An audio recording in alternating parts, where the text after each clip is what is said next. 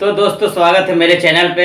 मैं आपको बिजली विभाग का टेक्नीशियन ग्रेड 3 का हार्ड शिफ्ट, इजी शिफ्ट और मॉडरेट शिफ्ट के बारे में जानकारी शेयर करूंगा और उसके बाद इसका एक नॉर्मलाइजेशन कटअप मैं आपको बताऊंगा, एक्सपेक्टेड एक्सेप स्कोर। तो मैं सबसे पहले आपको बता रहा हूं दोस्तों, जो कि टेक्नीशियन ग्रेड 3 में जो हार्ड शिफ्ट हुई थी उसका डेट बता रहा हूँ और शिफ्ट बता रहा हूँ, जिससे कि आपको जानकारी हो पाएगा कि आपका किस शिफ्ट में एग्जाम पड़ा था, हार्ड, मॉडरेट, इजी, जिससे कि आप अपने रोल नंबर में हार्ड शिफ्ट का 10 नंबर ऐड कर सकते हैं और मॉडरेट शिफ्ट का 8 नंबर ऐड कर सकते हैं और इजी शिफ्ट में दोस्तों 5 नंबर तक लेस हो सकता है। तो मैं आपको बताता हूं दोस्तों, इससे पहले मैं आपको बता देता हूं कि टोटल सीट थी टेक्नीशियन ग्रेड 3 में 2156। इट मीन्स 2156 में कंपटीशन बहुत ज़्यादा है क्योंकि सीट कम है दोस्तों। तो मैं आपको बताना चाहूँगा कि इसमें 3 लाख फॉर्म अप्लाई किए थे स्टूडेंट बिहार में, और लेकिन इसमें एग्ज़ाम में जो प्रेजेंट हुए थे दोस्त 1,80,000 मात्र।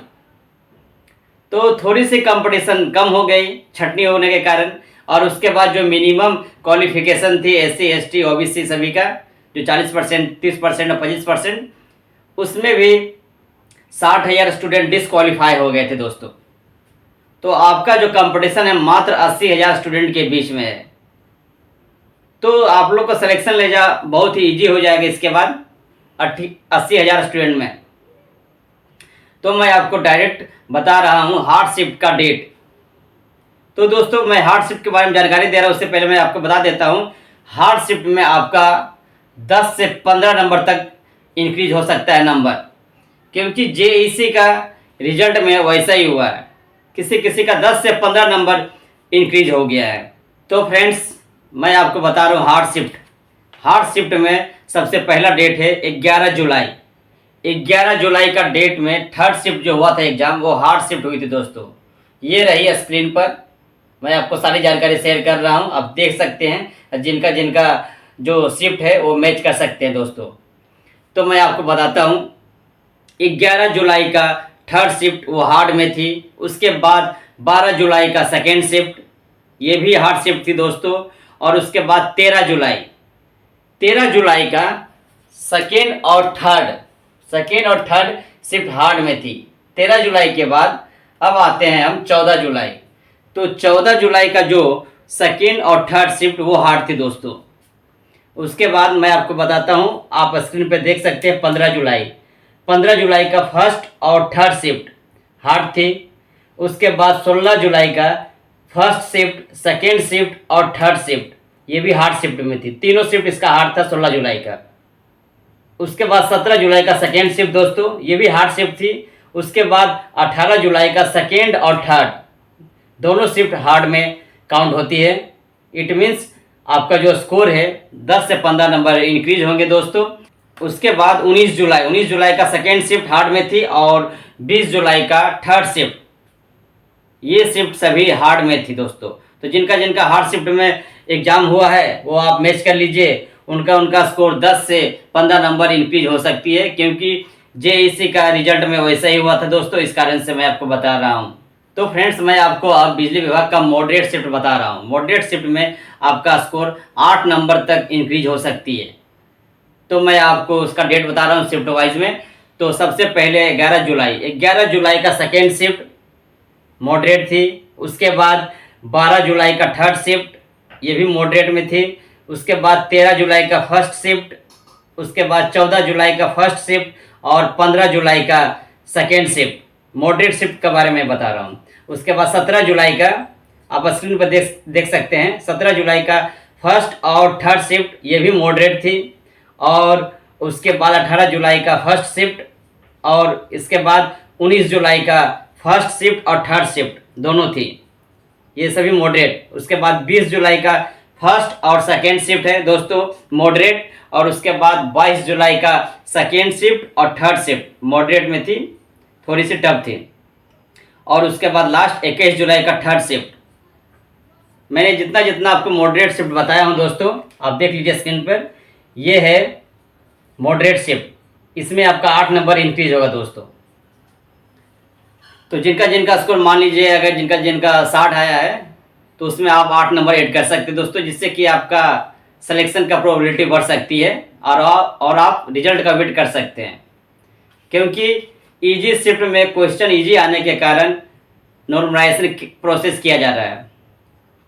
क्योंकि इजी शिफ्ट में क्वेश्चन इजी आने के कारण नॉर्मलाइजेशन किया जा रहा है, इस कारण से इजी शिफ्ट, मॉडरेट शिफ्ट और हार्ड शिफ्ट तीनों को बैलेंस करने के लिए जेड नॉर्मलाइजेशन किया जा रहा है, जिसके कारण अभी रिजल्ट आने में लेट हो रही है।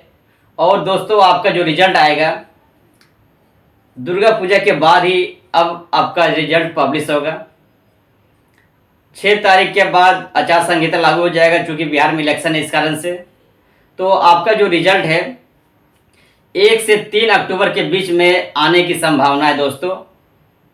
अभी फेस्टिवल होने के कारण प्रोबेबिलिटी अब कम है कि आपका रिजल्ट जो बिहार का जो कट ऑफ बनाते हैं वो पब्लिश करेंगे। एक्चुअली आपका रिजल्ट बन के रेडी हो गया है, लेकिन पता नहीं बिहार का क्या सिस्टम है, वो स्टेप बाय स्टेप सबका रिजल्ट निकाल रहे हैं।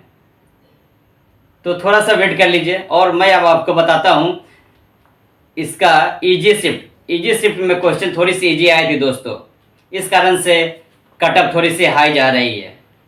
तो मैं आपको बताता हूँ अब इजी शिफ्ट में दोस्तों मैं आपको स्क्रीन पर दिखा रहा हूँ, ये रही इजी शिफ्ट का पहला डेट है 21 जुलाई का सेकेंड शिफ्ट, उसके बाद 11 जुलाई का फर्स्ट शिफ्ट, और उसके बाद 12 जुलाई का फर्स्ट शिफ्ट, और 22 जुलाई का फर्स्ट शिफ्ट, और उसके बाद 21 जुलाई का भी फर्स्ट शिफ्ट फ्रेंड्स, और लास्ट 12 जुलाई का थर्ड शिफ्ट। ये जो शिफ्ट का है इजी शिफ्ट है, इसके कारण ही आपका रिजल्ट डिले हो रहा है और नॉर्मलाइजेशन प्रोसेस किया जा रहा है, जिसके कारण आपका जो रिजल्ट है वो डिपेंड कर रहा है बिजली विभाग का जो रिजल्ट बनाते हैं उस पर। अब उस पर डिपेंड कर रहा है कि किसका नंबर इंक्रीज करेंगे और किसका नंबर लेस करेंगे। जो रिजल्ट का है कोई माई बाप नहीं है, वो किस मूड में रहेगा और कौन सा शिफ्ट को हार्ड करेगा और इजी करेगा, सिर्फ उसके मूड पर ही डिपेंड करता है लगता है दोस्तों। जैसे कि जेईसी का रिजल्ट का हुआ है। तो दोस्तों मैं आपको अब बताना चाहता हूँ बिजली विभाग का टेक्नीशियन ग्रेड 3 का ओवरऑल कटअप। मैं आपको नॉर्मलाइज कटअप बताने जा रहा हूँ, एक एक्सपेक्टेड सेफ स्कोर। सबसे पहले मैं आपको बताऊंगा मेल का। तो मेल्स का जो कटअप है इस बार जनरल में थोड़ी सी हाई जाने की प्रोबेबिलिटी है, क्योंकि जेईसी का रिजल्ट आप देख चुके थे, उसमें थोड़ा कटअप हाई गया था, सभी 70 प्लस ही था। तो इसमें तो कटअप ज़्यादा जाएगा ही, क्योंकि इसमें कंपटीशन भी ज़्यादा होने के कारण और स्टूडेंट फॉर्म भी बहुत अप्लाई किए थे और एग्ज़ाम भी अधिक दिए थे दोस्तों। तो इस कारण से जो मेल का जो कटअप है जनरल, मैं जनरल के बारे में आपको बता रहा हूँ दोस्तों। तो फ्रेंड्स जनरल में आपका जो कटअप रहेगी, ये देखिए मेल्स का मैं बता रहा हूँ। मेल्स का कटअप 71 से 75 रहेगी जनरल का। उसके बाद ओबीसी का 68 से 70, और उसके बाद ईडब्ल्यूएस। तो दोस्तों ईडब्ल्यूएस और ओबीसी दोनों का ज़रा सा डिफरेंस होता है दोस्तों, 1 नंबर का ही। आप ये मत सोचिए कि ज़्यादा स्कोर का डिफरेंस हो जाएगा। तो आपका ईडब्ल्यूएस में रहेगा 66 से 67, या एक एक्सपेक्टेड सेफ स्कोर रहेगी कटअप का। उसके बाद एससी में 64 से 65 एक एक्सपेक्टेड सेफ स्कोर रहेगी, क्योंकि इसमें सीट कम होने के कारण थोड़ी सी कंपटीशन टफ हो गई। और लास्ट एसटी में 62 से 63 रहेगा कटअप, क्योंकि इसमें भी सीट कम होने के कारण कंपटीशन थोड़ी सी हाई हो गई दोस्तों। और मैं आपको बताता हूँ फ्रीडम फाइटर का 60 प्लस रहेगी, क्योंकि उसमें सीट कम होने के कारण दोस्तों। तो फ्रेंड्स मैं आपको बिजली विभाग टेक्नीशियन ग्रेड 3 का मेल्स का कटअप बता चुका हूँ, एक्सपेक्टेड सेफ स्कोर।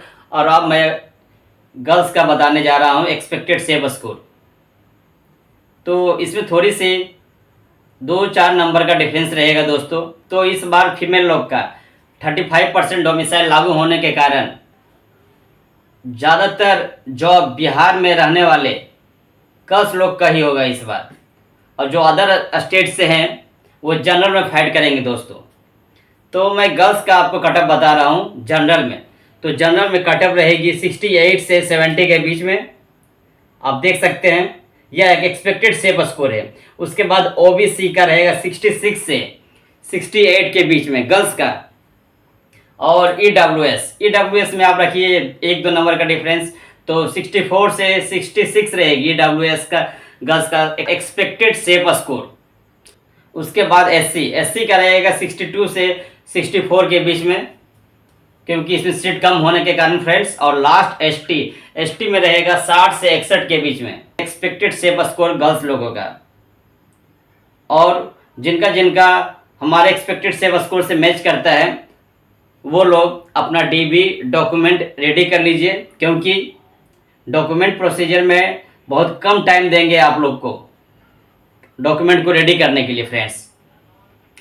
और उसके बाद अगर आपका सर्टिफिकेट में कोई मिसप्लेंट है और आपका सर्टिफिकेट में अगर कोई स्पेलिंग मिस्टेक है या कोई भी किसी कारणवश कोई भी मिस्टेक है तो आप सुधार सकते हैं, अभी आपके पास टाइम है। नहीं तो बाद में आपको एफिडेविट कराया जाएगा और उसके बाद आपको टाइम दिया जाएगा सबमिट करने के लिए। ज़्यादातर केस में ये सभी में टाइम दिया जाता है एक आपको एफिडेविट करवाने के बाद। और लेकिन हाँ, अगर आपका डोमिसाइल है बिहार का तो आपको उसी टाइम शो करना पड़ेगा डॉक्यूमेंट प्रोसीजर में।